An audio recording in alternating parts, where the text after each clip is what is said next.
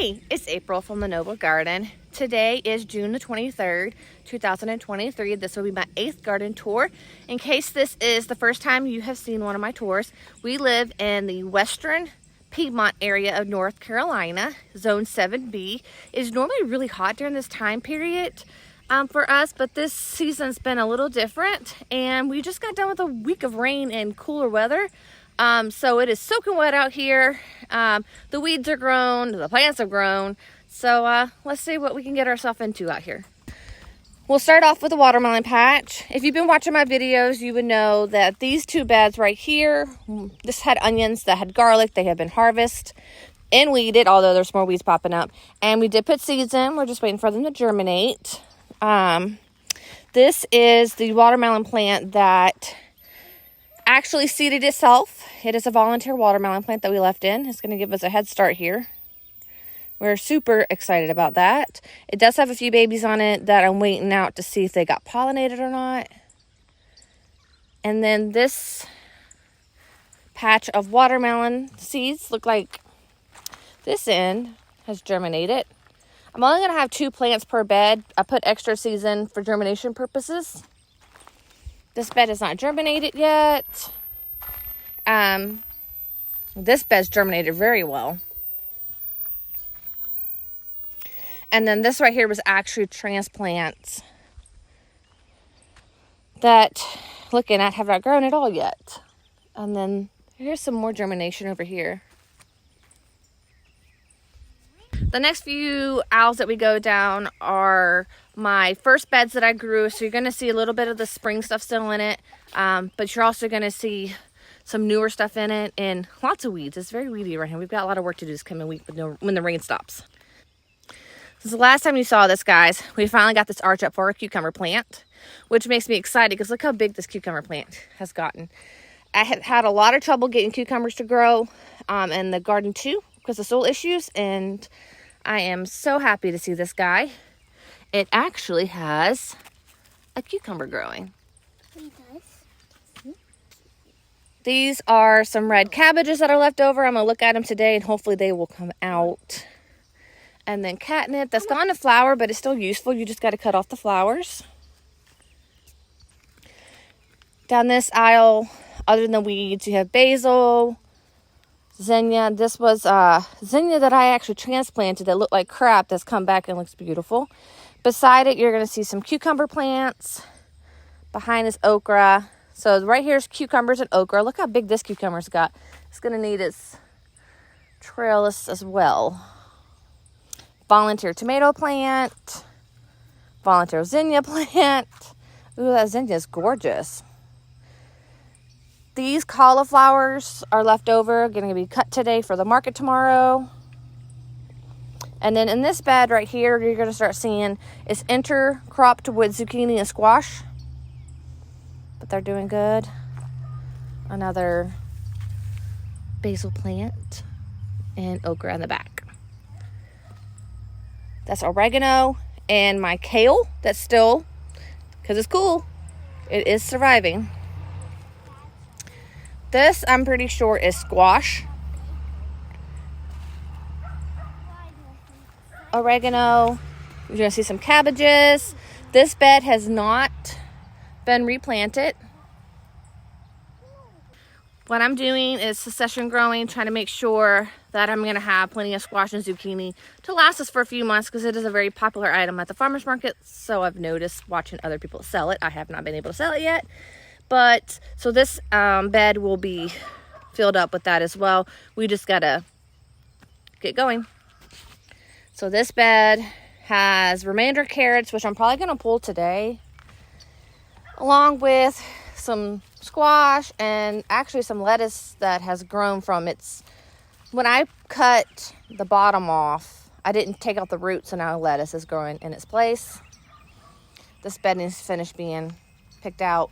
This bed's a mess because I originally planted corn in it. My cat got a hold of it and moved the seeds around, and as you can see, there's still corn growing, but there's lots of grass and weeds and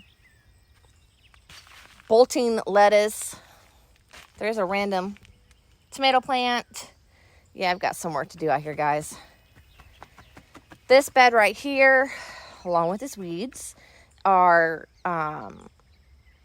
melons,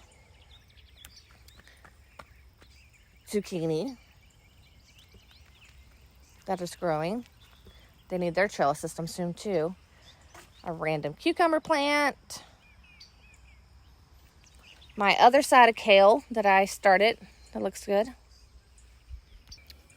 Now this bed right here was onions at one point. I pulled it out, weeded it, and replanted it with sweet potato slips. And because of all this rain, I'm sure that it's enjoying it because it actually looks really good. This is the same bed we were just looking at. Had catnip at the end, some carrots. I'll probably pull these carrots out today too. And then Swiss chard was on the back of that kale. Nothing really too impressive to show you other than weeds. Now this right here is actually ground cherries that have reseeded themselves.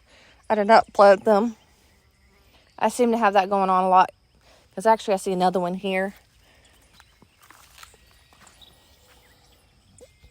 I'm really embarrassed to show you such a weedy garden. We were working really hard on getting the weeds out. We've been doing a much better job, but this rain hit and we just had not been outside doing anything for like 4 days. Like it literally has rained 4 days straight here.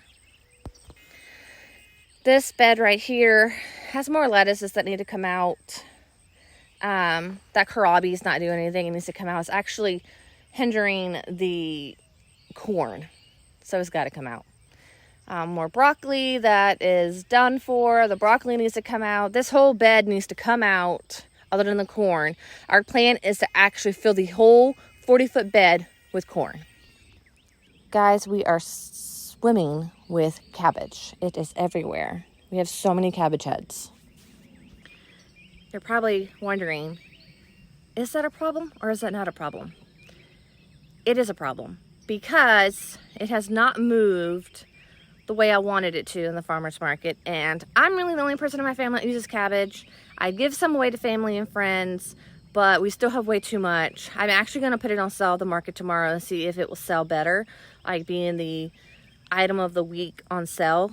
But on the other end is good because I can grow cabbage, right? This bed is wild and it is crazy and untamed. This is my YouTube bed that I have not managed, and I have sadly not been keeping my viewers updated on it. I haven't put a video on in a long time, but it is probably the best bed I have. You got this wild and crazy tomato plant that is loaded with tomatoes. I'm pretty sure that is going to be our first tomato that ripens, the slicer anyways. We've actually harvested one squash off this plant, and as you can see, it's got lots of male flowers, and I have seen some female ones. I see a female one right now popping up, but we should be getting more squash off that soon. This basil looks amazing. The pepper behind it. And then the only thing that's happening that I would say is negative is that the green beans are being eaten up by Japanese beetles. But it is loaded with flowers. Look at all the flowers on that tomato plant. At this point, instead of it being my beginner gardener bed, because I did not keep you guys up with it and I apologize, it is now my experimental bed. Let's see what happens when I don't tend to a bed. This aisle right here, you'll see some kale, some radishes. I'm going to go through those today. The radishes anyways. This is my cauliflower. It actually does have cauliflower heads in it, but this is a different type than that's over there, and it has not enjoyed the heat. It also got bleached by the sun.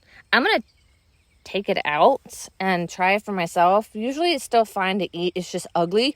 So sometimes it's not good to sell because people look at it funny. But that's kind of what all these plants are here. And I think we've decided, because the weather's just, getting too warm for it, is just to take the whole bed out. And this whole bed will be probably corn. Have 2 big rows of corn. Sunflower. Volunteer. Pretty yellow. The one in the experimental bed There's the other end of the cabbages. It's not much to show down here other than all this cauliflower. Swiss chard, which Swiss chard's picking up on sales. I think I have people actually stopping by looking for Swiss chard now because they know that I have it. I haven't really seen it in other markets, people, so maybe that's why. This end right here used to be my sweet peas. We took them down and replaced them with green beans. So here's some baby green beans growing. I probably need to put a couple seeds in places that didn't germinate. This bed right here will be the cucamelon that volunteered itself. So now, guys, we are going to go down garden 2, which there's been lots of improvement, and I can't wait to show you. So this is our potato beds, which this rain is only detrimental to these potatoes. I would think in the next few weeks they're going to be ready to harvest. So I'm hoping that we have drier weather because you want to harvest potatoes when it's dry. They can rot when it's too much rain. So I am a little nervous. I do see some that look like they're done. Like, I would probably need to pull that one up. But I'm a little nervous to how wet those potatoes are. But for the most part, the potato bed looks really good. We did plant 4 different varieties. Here is my okra. It is finally starting to grow. Remember, guys, these are the beds that were nitrogen locked up. So things are now starting to get over that and really, really come about. The corn, which this corn was planted way before the corn over there, so it is kind of sad, but it is starting to make its appearance. Look at that sunflower. Here are my arches on this side. That has watermelon. This is a personal size watermelon. It has had a lot of growth on it. This one's even catching up. This side not only had nitrogen locked up, guys, but it also was attacked by cucumber beetles, but it is catching up. We're going to start getting, and this is Conjari melon. The rest are the Minnesota midget, which is a cantaloupe. It's a personal size cantaloupe. It's really delicious. But these are finally starting to pop up. Now we're getting into my cucumbers, which I'm excited because look how much bigger these cucumber plants are. They're still not big enough to produce.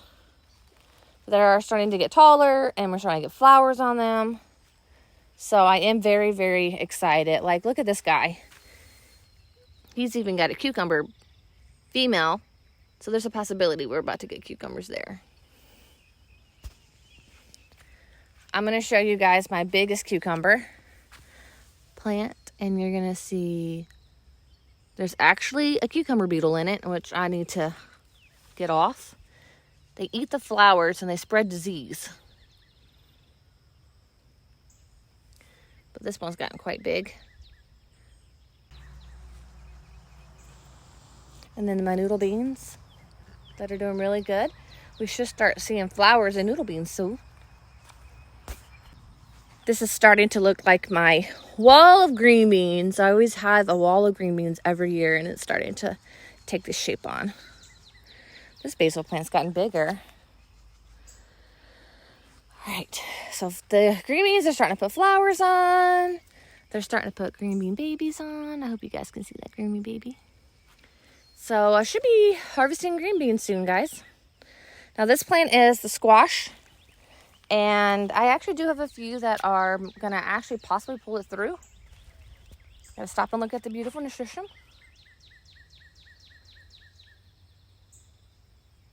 Sorry, I keep switching it around. The green beans. Lots of little green bean babies. Look at that. And look.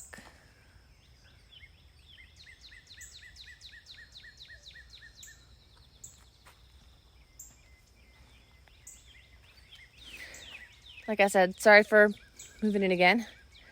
Just got to show you the recovery of some squash plants. This one probably has some of the best recovery of them all. And then there's another one. This is my dill that I see that's got some new growth.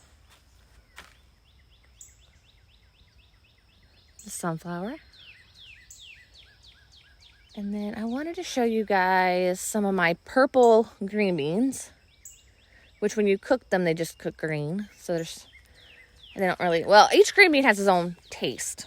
Oh, here they are. Look at my purple. Aren't those cool? I actually haven't tried this type before, so this would be new to me. Actually, there's some ready right there. Let's taste one.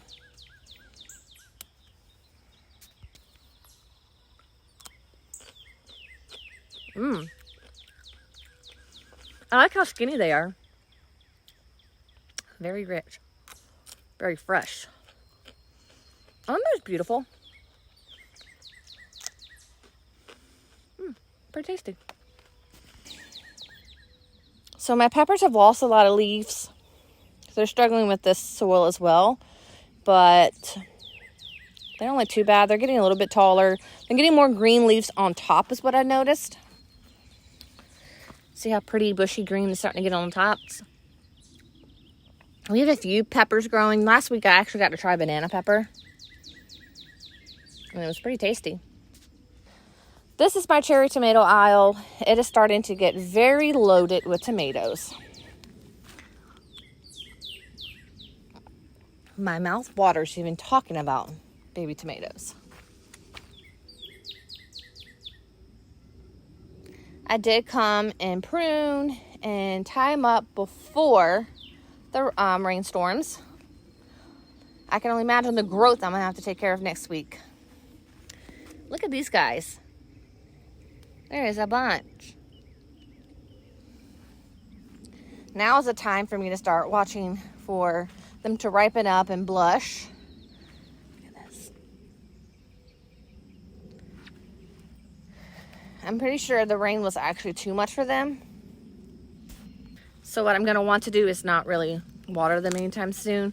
But they're actually calling for more rain on Monday anyways, and today's Friday, so I probably won't water the garden anymore. More cherry tomatoes. I actually do have one ripening right here. I'm keeping my eye on. We got a lot of rain, so I really don't know if it's going to. It's already kind of squishy. I like it more orange. This is a sun gold, so I'll just keep an eye on it. This aisle turns into the slicers, which you're going to see quite a bit of babies on them. I'm pretty sure this is a Cherokee purple because the first few are my Cherokee line. Like, I would think this is a Cherokee green, but look at all. And then we'll start getting into the Cherokee chocolates. This right here is the Black Creme. Has several babies on it. And then the farther we get down, turns into the pink prickly tie-dyed. I can't think of which those usually get loaded. I grew different types of sunflowers. I will never know what that one is, but that's kind of pretty. This right here is Early Girl. It actually should be the first on this side of tomatoes to ripen because in its name, Early Girl. This side is a little bit slower than the rest. It's struggled a little bit more than the rest. But most of this aisle right here is the paste tomatoes. And then this side is still slicers.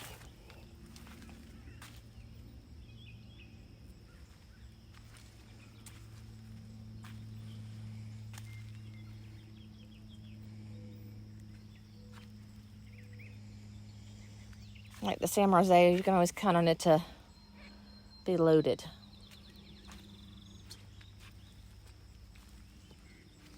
Look at the bunch of flowers on that one. I would tell you the name of it, but I'm not 100% sure what it is.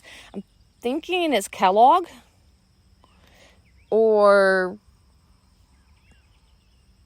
German Johnson, one of the other. I don't know this owl by heart like I do the other owls. But before long, I will. I haven't shown this one much because it was struggling very, very hard. But this is the sweet potato bed. It has all kinds of different sweet potatoes in it. We didn't do a good job keeping it with what's what because stuff kept dying and we kept plugging things in. But you can see a lot of green growth on them. They probably really enjoyed the rain. But I'm happy to see that this is starting to turn into something, because we were really nervous. We were really, really nervous. I will tell you that the last like 4 there are our purple sweet potatoes that I actually did slips myself. We've discussed for now on making our own slips since I figured out how to do it. Those are healthier. I picked them off the plant when I wanted to put them directly in instead of have them delivered and making time to put them in, because it's kind of what happened. We bought 2 different types from different companies, and just they came in awkward times, and you had to wait a day or 2, and so then the slips just aren't as fresh. I thank you guys for watching my garden tours. I hope you guys are enjoying them. There is lots of change, and each week is different because the succession growing, the taking out spring, and just really diving into the summer. I can't wait to share all of this with you. Thank you guys for watching.